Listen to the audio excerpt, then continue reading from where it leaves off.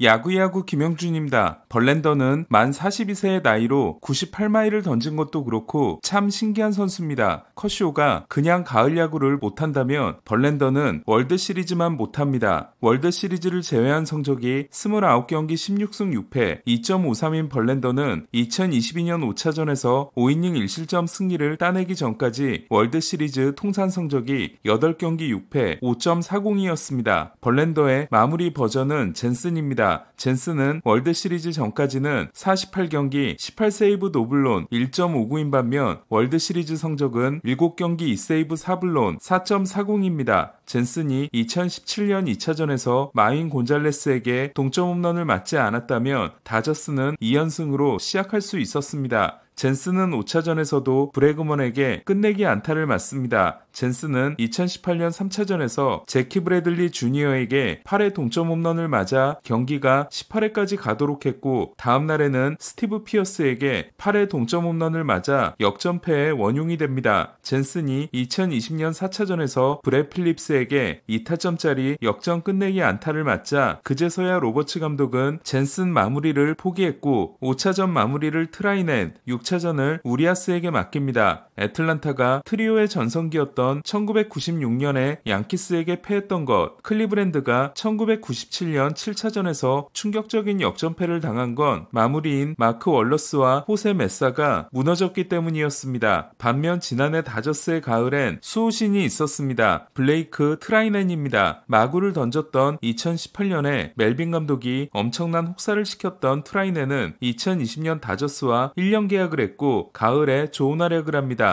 다저스는 재계약을 쐈고 2021년 트라이넨은 72경기 1.99라는 엄청난 활약을 합니다. 하지만 어깨 부상으로 2022년 5경기 출장에 그쳤고 시즌 후 관절하수 및 회전근 수술을 받아 2023년까지 날리게 됩니다.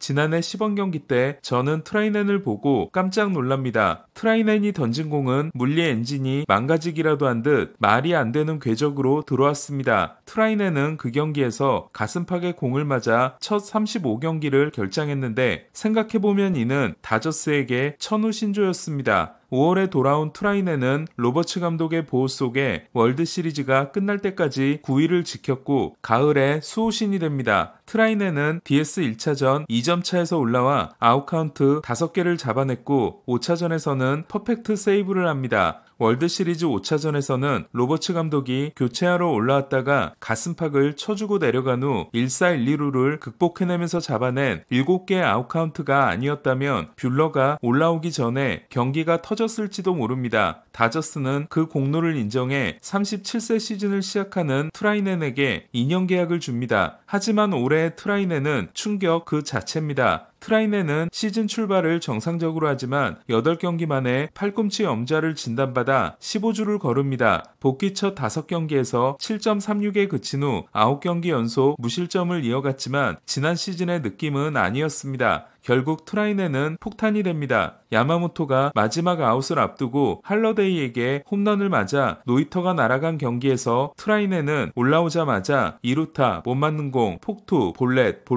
4타자 연속 출루로 밀어내기 실점을 하고 교체됩니다. 2-3 안루를 물려받은 스캇은 끝내기 안타를 맞습니다. 오타니가 5이닝 노히트를 한 필리스전에서 로블레스키가 무너진 다저스는 오타니의 추격포를 시작으로 8회 말 동점을 만듭니다. 하지만 9회에 올라온 트라이넨은 2사 후 1, 2루에 몰리더니 1홈런 1할타자인 마샨에게 결승 3런을 맞습니다. 그리고 어제는 1대0으로 앞선 8회 초에 석점을 내줌으로써 7이닝 10K 1피안타 무볼넷 무실점을 한 슈엔의 인생투를 날려버립니다. 다저스는 8월 이후 선발진이 ERA와 피안타율에서 ML 1위지만 불펜은 신장개업을 하는 가게의 풍선 인형 마냥 흔들리고 있습니다. ERA가 1.17에서 5.23, 위비 0.83에서 1.33, 9이닝당 피홈런이 0.44개에서 1.96개가 된 예이츠는 포기 상태라고 해도 지난해 가을에 수호신이었던 트라이넨의 부진은 더 뼈아플 수밖에 없습니다. 트라이넨은 ERA가 1.93에서 5.55로 피안타율이 1할 9푼 4리에서 2할 7푼 8리로 위비 0.94에서 1.85로 올라 예이츠보다도 심각한 상태입니다.